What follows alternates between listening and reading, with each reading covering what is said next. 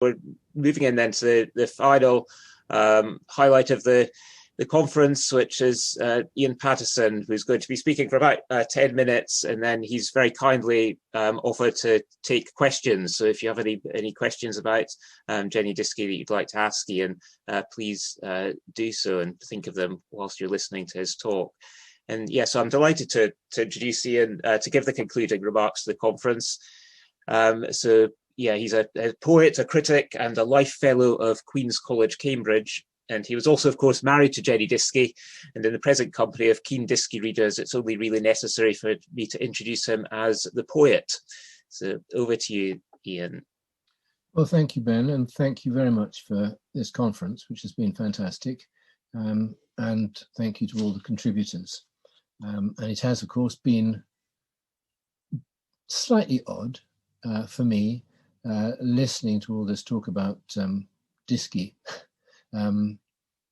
When I've been thinking about her sort of from the other end out in some ways, though I did first encounter her as a novelist I didn't know. I had read her books before I met her, at least some of them, the ones that were written. What I wanted to say a few things about what she was like and what life was like with her, and try and make one or two comments relevant to what we've been thinking about over the last 2 days, and then answer any questions that anybody has. So I'm going to read mostly, so forgive me for that. I wanted to say at the outset too that I think ambivalence and paradox and contradiction, which people have been talking about, were at the absolute heart of her being. I think she sort of lived it. For example, on the outside, she was always immaculately poised, always elegantly dressed, perfectly cut silver hair. She was witty, brilliant company, properly opinionated, impatient with compromise or cant. She was what the backs of books always call fiercely intelligent. But this performativity came at quite a cost because of her depression. So, for example, after a dinner party at which she had shone and sparkled and entertained everybody, she would retire to bed for 2 or 3 days, consumed with hatred for her performing self and its facile mask of sociability. Really, I think she was a completely solitary person, happiest when she was writing. After she'd been in Cambridge for a year or two with me, she had a studio built in my garden, and that's where she worked. It sat with its back to the house, a square wooden building opening onto bird feeders and a garden table, and she worked there in sort of pastoral seclusion until the new neighbours' shrieking children forced her indoors upstairs to a wide windowed room that we'd had built in the attic, looking out over the railway lines and rooftops and clouds and the open sky. And she called that room her solitarium, her retreat. And that's where she would spend most of her time, on the sofa, with books and laptops and cats and notebooks and pens, working. She liked to visit the Fitzwilliam Museum from time to time, museum in Cambridge, and she would stand there in front of her favourite painting, which was Domenico Veneziano's Annunciation, quite a small painting.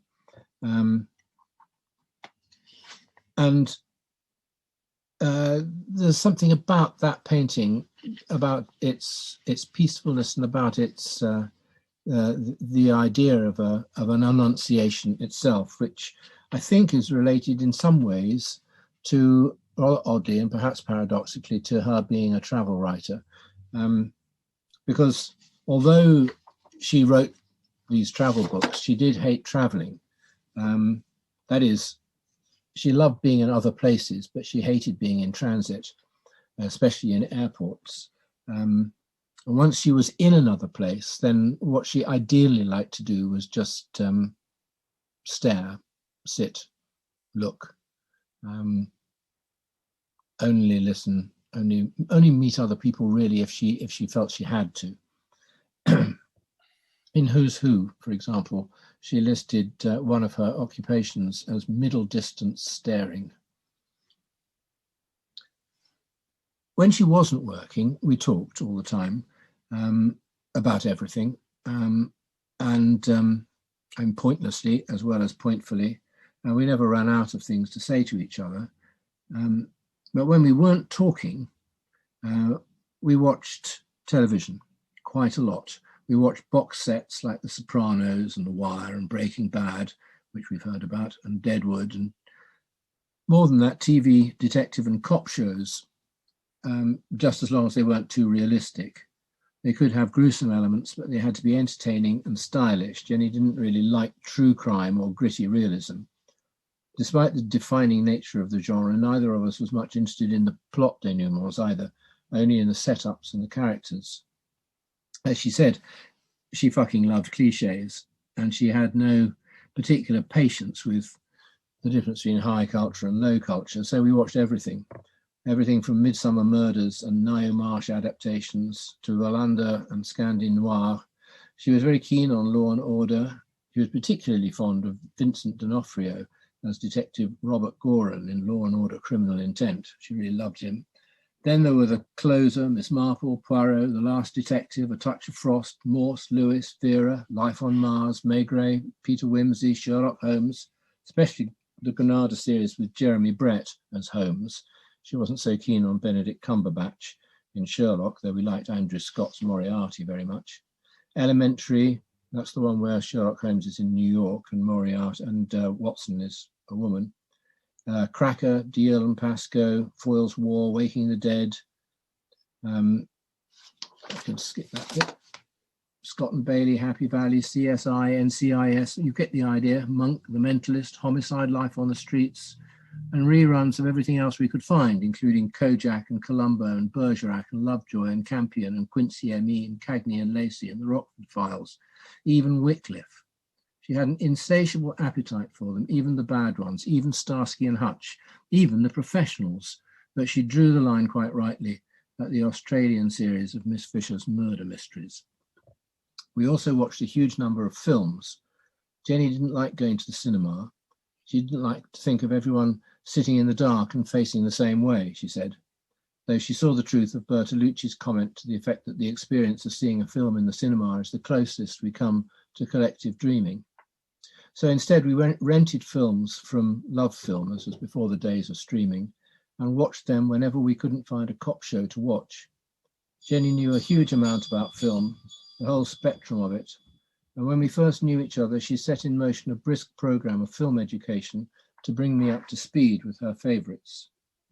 She even gradually became quite enthusiastic about my sort of poetry, though she sometimes presented mystification, and she never became a fan of J.H. Prynne, but she liked Frank O'Hara and the poems of John James and Tom Raworth, and Tom Raworth and his wife Val especially became good friends, among the few Cambridge people she enjoyed seeing.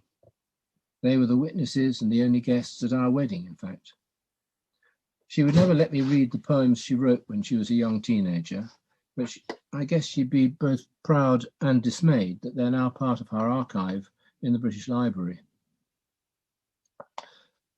Yesterday, Blake mentioned the possibility of there being other unfinished or unpublished novels, and the archive, which the British Library has recently acquired, does contain some unfinished or abandoned works. There's an abandoned novel called Mr. Moonlight, and plans for the novel that she wanted to write at the end of her life based on the Perfumer affair, and Christine Keeler and all that sort of thing, and various other ideas, including a book about St. Helena, which was quite far advanced. But one of the things I think, there's been some talk about whether she's a novelist or a non-fiction writer, and of course she was both. So I think she thought of herself primarily as a novelist as well as a writer. I think that there was increasingly, as she grew older, a reluctance on the part of publishers to publish her novels or plans for novels. And so in some ways her career is shaped by the economics of publishing as much as by anything else. And it's easy to sort of forget that sort of thing when one's looking at a writer's work, which after death takes on a shape which seems to be end determined, but in fact often has all sorts of contingent factors shaping it along the way. Jenny was a connoisseur, I think, of disappointment, and she liked the writers she liked best were people who reflected that interest of hers. She often said that she was constantly disappointed to wake up in the morning and find that she wasn't dead. Her favorite dead writers were, I think, and she's said most of this in print, were Beckett and Montaigne, Herman Melville, Nabokov, Lewis Carroll, and Thomas Bernhardt, and Henry James. She hated sentimentalism and moralism. Both were distorting lenses, forms of denial, defenses against the complexity and intransigent contingency of actual lives. Instead, she insisted on the need for writing to be unsparingly truthful, which only good writing could be. Any compromise or laziness vitiated the truth of writing, and she was impatient with that wherever she found it. She had a brilliant eye for a good sentence, reading and writing. Quite simply, good writing was truthfulness, and truthfulness, sometimes frighteningly, was her central value. And I think we've heard enough over the last 2 days to bear that out. But although she was a great debunker, she did her debunking always with wit and a degree of compassion. Even when she was at her most scathing, she always offered herself for judgment too, as Blake said, inviting the reader in. I think that's all I want to say at that point.